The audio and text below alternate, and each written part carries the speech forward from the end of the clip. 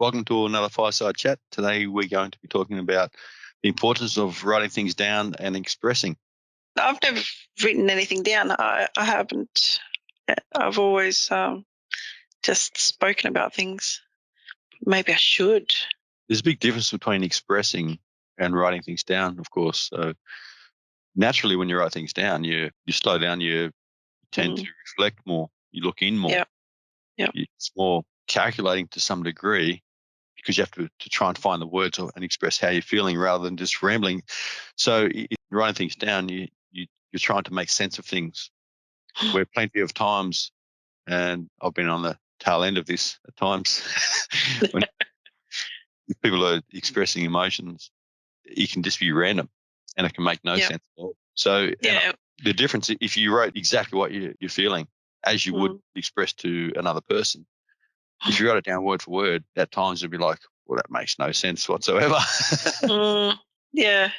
So the entrapment or the pattern or the cycle in just merely expressing how you feel with others is potentially and quite often nothing's worked through. It's just releasing the vent. Yeah. So you're burning those around you, so to speak, and then you put the lid back on, tighten the vent, and then all those feelings that haven't been worked through just start churning over again for a period. And then obviously the mistake is people feel, okay, I've worked through that, and I've let that go. But then the same thing is dumped a week, a few weeks, a few months or a month later. Same thing.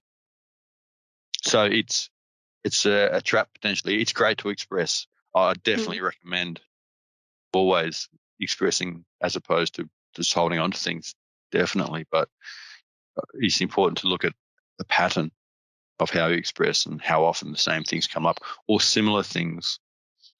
But I think also if you write things down, you have a tendency of thinking about it more and turning it over and examining it more. So it's probably where the why comes in a lot easier, actually saying, why did I react or why did I express it that way? Yeah, 100%. So there's a sense of rationalizing.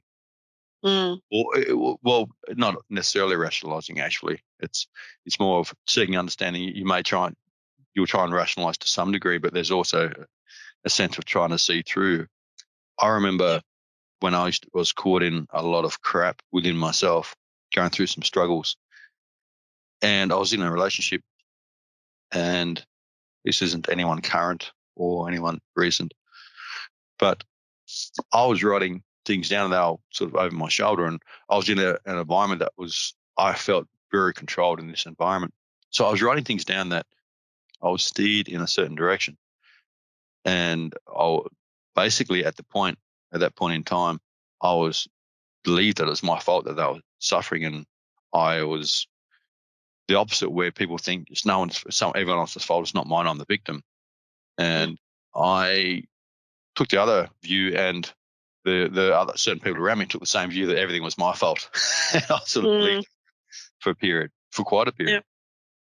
So I'd write things down, and the emotional person around me was right over my shoulder going and just evaluating what I was writing and encouraging me to write things as well. And so I was writing things down, not exactly what I was feeling. I was sort of blaming myself, and as I was writing it down, I'm thinking this isn't how things are, and so I wrote it anyway. So it was very confronting for me, because the other person that was witnessing what I was writing and that was pretty much had control over a lot of things. I'd given a lot of my power away through misunderstanding of self and insecurities, and thinking that I was something, then realizing that I wasn't what I thought I was, which is a great realization to have.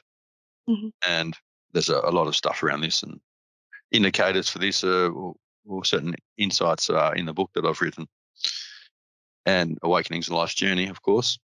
And so it was profound, because even if you're writing things that doesn't sit with you or that you're trying to tell yourself, there's a great opportunity to, it does, like when you write it down, on some level, it just won't sit with you.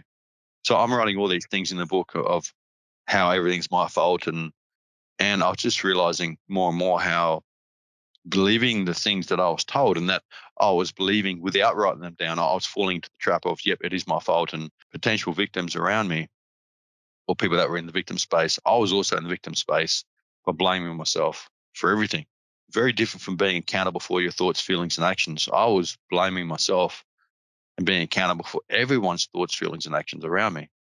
So their lives weren't as happy as they should be because I wasn't how I should be. When you're confused and mixed up and emotionally turbulent, then it's hard for people to be happy around you anyway. It's a huge burden to carry, and no one should carry that. We are responsible for ourselves. Obviously, children, we can impact others, but I'm solely responsible for my own thoughts and feelings and actions. And even with children, I can definitely sway them if I choose. And if someone young is, or one of my kids is feeling sad or caught in emotions, or is potentially trying to manipulate to get their own way or so, or they fall into victim, it's easy for kids at times to do that. I'll go, well, none of you are responsible for your own thoughts. You have to learn to be happy. You're not always going to be happy automatically. You have to decide, you have to learn how to be happy more often. I feel the way through, the key to unlock all the doors within and to discover what's valid within you and what's not, potentially, is by writing down everything that you can and go back to it when you're in a place where you're not suffering so much, and you can read it. And it's amazing. You go, wow. And when you're in your dark times, when you write things down and then you go back to it later, you'll surprise yourself. So yeah, I was just thinking that when you're out of that emotion, because a lot of the times the emotion drives all the words, and then when you're out of that emotion, you see clearly, then it'd be a different story, wouldn't it? we'll say clearer, because Yeah, as long as you're validating yeah, how you feel, yeah, then you're not really seeing clearly, in a sense. yeah. Validating is justifying how you feel. Mm, And in that, there are limitations to what you can free within yourself. Because yeah, if I'm blaming anyone, then I'm saying I cannot change until you change, or it's your fault. mm, And that is a tough place to live, yeah, because then there's all these conditions that must be met for your state of being, your happiness. mm, And life cannot be like that, because then the whole world has to change ultimately, and all those around you, and the leftists saying, you being treated left, right, and centre. And you see people often, they will make a common sense statement, and then they get attacked, and they change that to try and appease the people that are attacking. That it could not sit with you if you're talking about common sense things, and then you change your view to appease those that are triggered. That's no way to live, in my opinion. mm. It's a place of suffering and a place of weakness. I used to always, if someone started raising their voice to me, I used to always walk away, because I thought at that point, once too many emotions get into it, you're not going to resolve anything, because that's when things start getting flung around that, in the heat of the moment. I used to always leave it for a minute and then come back and talk about it later. I just Yeah, thought rationality kind of goes out the window with a lot of those emotions come in. well, that's where it taps on another topic: projection. Yeah, If someone's raising their voice and they're not listening to what you have to say, or they're projecting or assuming that what you say is, like, they know exactly what you mean by what you say, and yeah, they don't even listen to you. So for me to say, yeah, no, I'm not going to listen to what you say, Linda, because I just heard what you said and you mean this. No, I didn't. Yes, you did.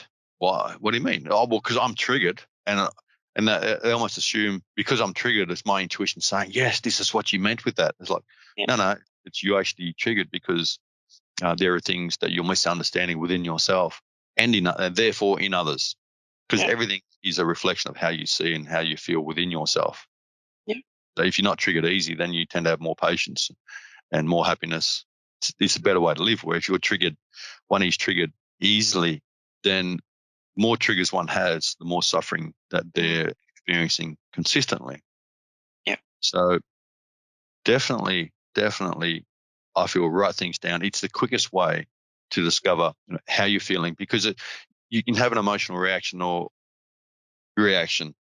mm, And if you just blurt out to your partner or to whoever it is, like what you're feeling. And in that moment, you might think, I hate you, I can't stand you. You might be in a relationship of known married people that say, I can't stand my partner, and then later they go, oh yeah, and I was, because they'd said some things like that to me, and I was just someone to sound off on as a friend.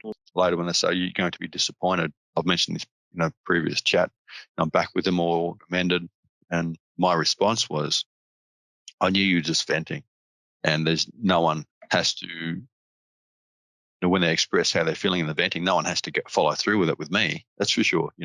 If you don't write down what you're feeling, if it's happening all the time, you should write it down, and not say you have to write every reaction down, but when you remember the time or the experience, without writing it down, you just go, this happened and it was so and so's fault. You just remember the trigger. You blame the other person, so nothing gets worked through in retrospect.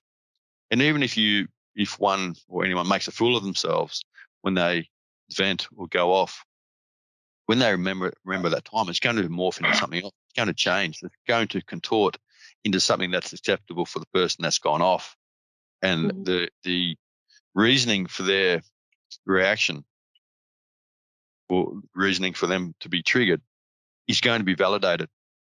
Yep. And then when it's validated, it's going to happen again. It's not going to, no, it would definitely won't be worked through.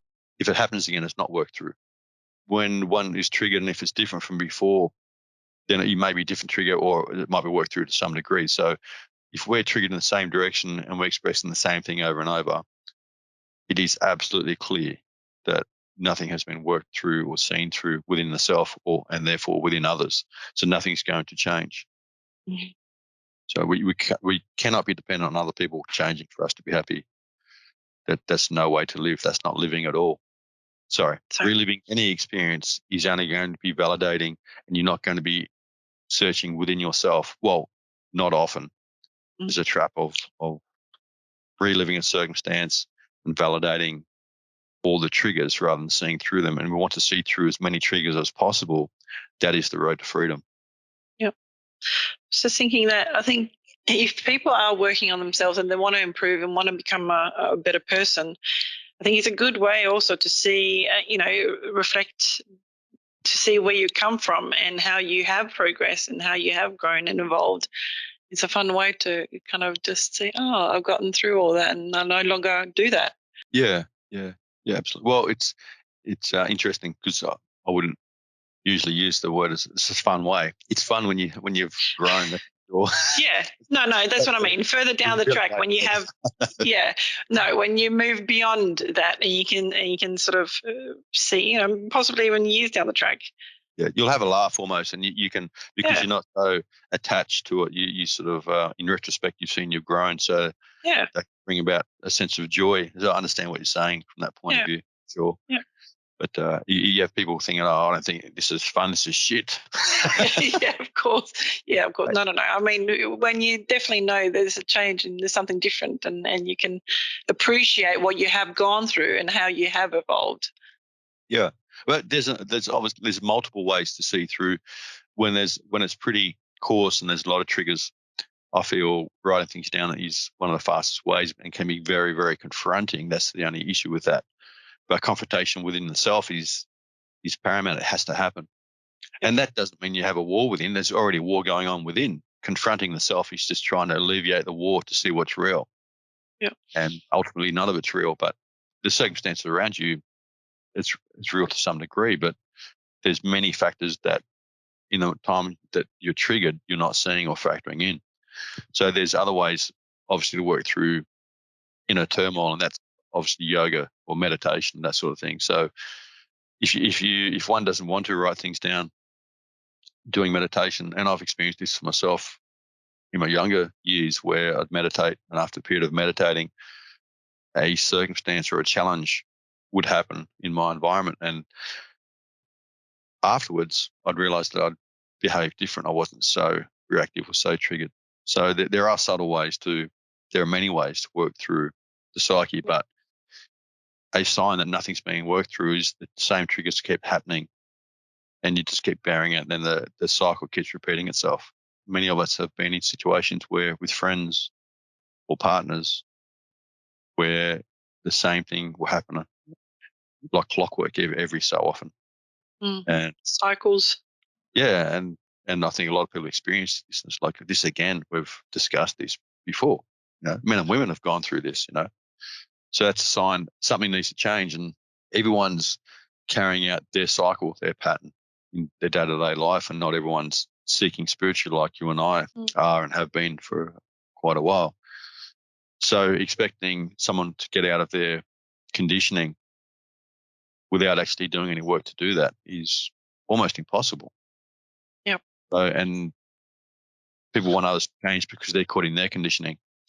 And conditioning, by what I mean by that is their conditioned responses and behaviors based on their experiences growing up. So they learn to behave in certain ways based on what's in front of them.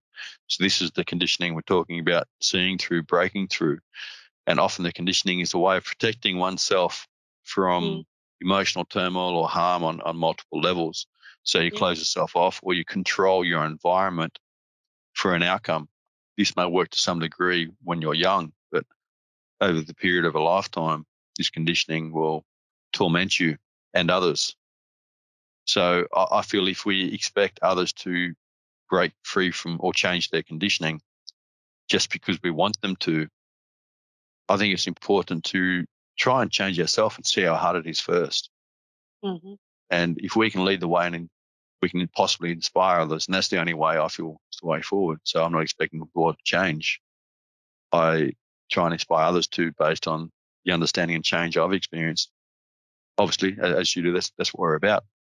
But yeah, I feel if we're not prepared to change, then, we're sitting on our high horse expecting those around us to change, then it's extremely unlikely others will change, and they will change out of resentment or conformity just to make their environment a little bit less destructive. And that may well be because just minimize your reaction, but they're changing to minimize. It's like they're covering things up. They're not actually truly changing. They'll just change their habits around you. So it's forced change, and it's just the certain qualities become more hidden. So in actual fact, it's almost like can be potentially encouraging others to be dishonest within themselves. I'm not saying they're going to play up on you, but it will become deceitful. But ultimately, we want others to be themselves around us as much as possible, and we want to facilitate and nurturing and compassion and love and connection. And if we put controls on how others should be, then they have to wear a certain harness, not behave certain ways. If we're not encouraging them to work through stuff, if we're just expecting them to change, then we're not fully seeing them. We're seeing an aspect of them, and because of the totality of what we see, we're not satisfied with. That's in the other person and in ourselves. So the only way to, in my experience, for true joy and happiness is to encourage and support others to change. And I feel if we can make inroads to that change and we can become more patient, if we can understand ourselves more, then automatically we can start impacting others in a positive light rather than forced change. Because, throwing a rug over something that's damaged or certain attributes or certain things we don't like within others, it doesn't disappear. It's still there. If you force change in others potentially because we're being triggered, then what ensues is ultimately resentment, and you're setting yourself up for failure. So it's a big topic. Yeah. But I feel if we want change in our lives, if we want to improve things, don't expect others to be more patient with us. Learn to be more patient with ourselves. And there are definitely ways to unravel and become like yourself and become less triggered. And definitely, I feel one of the fastest ways, if you're not into meditation or you say you can't meditate, then start writing things down when you're in your darkest times and read them back later. And I guarantee you're going to see things that you think that's just ridiculous. How I get forward.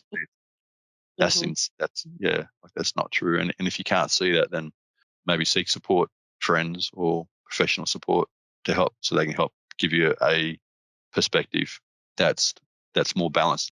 A true perspective and one that's helpful is one that will set you free on some level, not create more burden. and certainly not justify. You can justify your reaction, but deepen that understanding of your reaction, and then you can start letting go of the turmoil within yourself.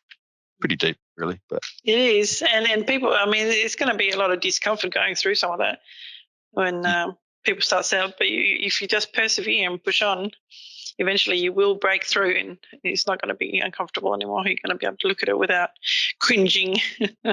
Well, you can be uncomfortable in your own skin. You don't have to show anyone at all. You can just do it for yourself.